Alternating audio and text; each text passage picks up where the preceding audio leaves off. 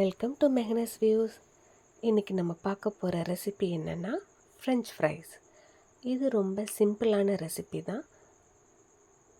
இது எப்படி பண்ணணும் அப்படின்னு சொல்லி நம்ம பார்க்கலாம். ஃபஸ்ட்டு இது பண்ணுறதுக்கு 3 உருளைக்கிழங்கு எடுத்து நல்ல தோல் சீவி எடுத்துக்கணும். அப்புறம் இந்த உருளைக்கிழங்கு கட் பண்ணுற நேரம் அதோட ஓரங்களை மட்டும் கட் பண்ணி எடுத்துக்கலாம்.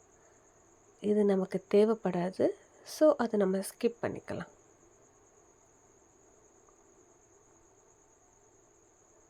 அந்த சென்டர் போர்ஷனை மட்டும் கொஞ்சம் திக்காக நீளமாக கட் பண்ணி எடுத்துக்கணும்.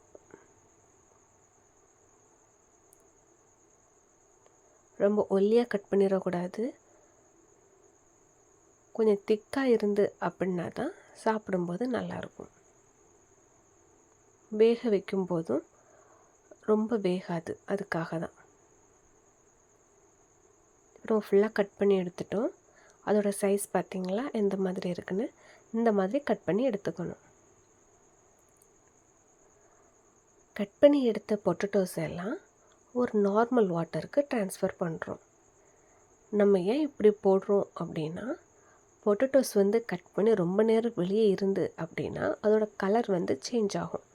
இந்த மாதிரி நம்ம வாட்டரில் போடுறதுனால அதோட கலர் சேஞ்ச் ஆகாமல் அப்படியே இருக்கும்.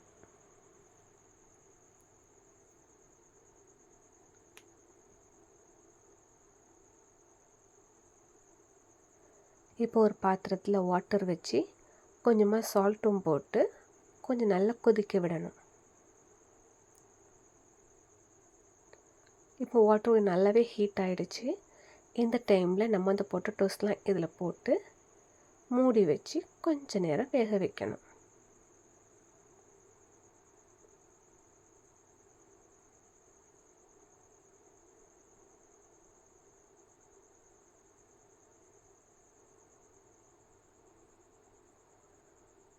இந்த பொட்டேட்டோஸ் ரொம்ப எல்லாம் வேக வேண்டாம். ஒரு 25 to 30% வெந்தால் போதும். ரொம்ப வெந்துட்டு அப்படின்னா சாப்பிடும்போது நல்லா இருக்காது. ஸோ நம்ம இந்த ஸ்டேஜ்லேயே ஸ்டவ் ஆஃப் பண்ணிடலாம். இப்போ இந்த உருளைக்கிழங்கை ஒரு பெரிய பாத்திரத்துக்கு ஃபில்ட்ரு பண்ணி எடுக்கிறோம்.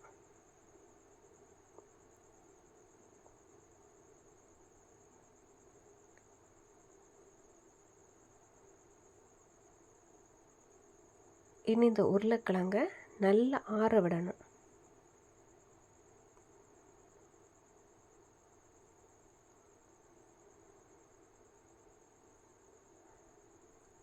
இந்த மெத்தடில் பண்ணலை அப்படின்னா ஒரு ஒயிட் கலர் காட்டன் கிளாத் இருந்ததுன்னா அதில் கூட இந்த பொட்டேட்டோஸை போட்டு நல்லா ஒத்தி எடுத்தீங்க அப்படின்னா ஈரம் ஃபுல்லாக போயிடும்.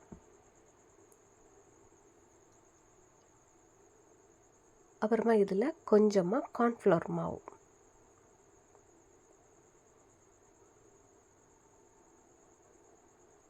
ஒரு 3 டேபிள் ஸ்பூன் போல் போட்டிருக்கோம். அப்புறம் ஒரு 2 டேபிள் ஸ்பூன் போல் அரிசி மாவு.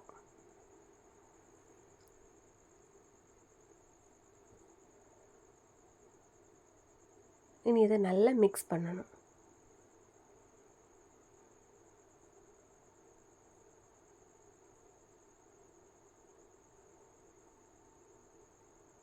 இப்படி நல்லா மிக்ஸ் பண்ணி எடுக்கணும். அரிசி மாவும் கார்ன்ஃப்ளவர் மாவும் எதுக்காக போடுறோம் அப்படின்னா இந்த கிறிஸ்பினஸ்க்காக போடுறோம். இப்போ நல்லா மிக்ஸ் பண்ணி எடுத்தாச்சு. இனி ஒரு கடாயில் ஆயில் விட்டு நல்லா ஹீட்டாக வைக்கணும்.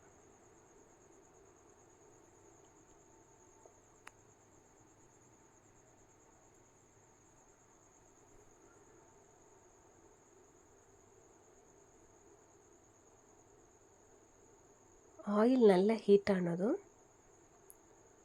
இந்த பொட்டேட்டோஸ் எல்லாம் கொஞ்சம் கொஞ்சமாக போட்டு ஃப்ரை பண்ணி எடுக்கலாம்.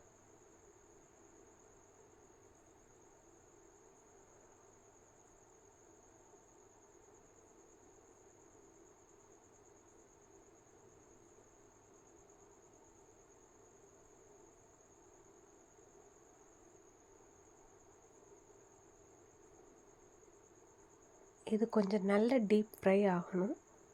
ஸோ அது வரைக்கும் நம்ம கொஞ்சம் இதை மறித்து மறித்து போடலாம்.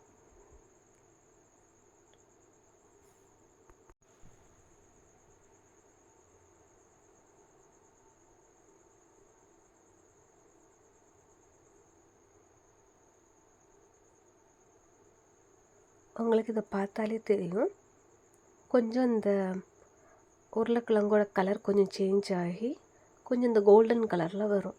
அந்த ஸ்டேஜில் தான் நம்ம எடுக்கணும். அது வரைக்கும் கொஞ்சம் அப்படியே மாற்றி மாற்றி போட்டுக்கிட்டே இருக்கலாம்.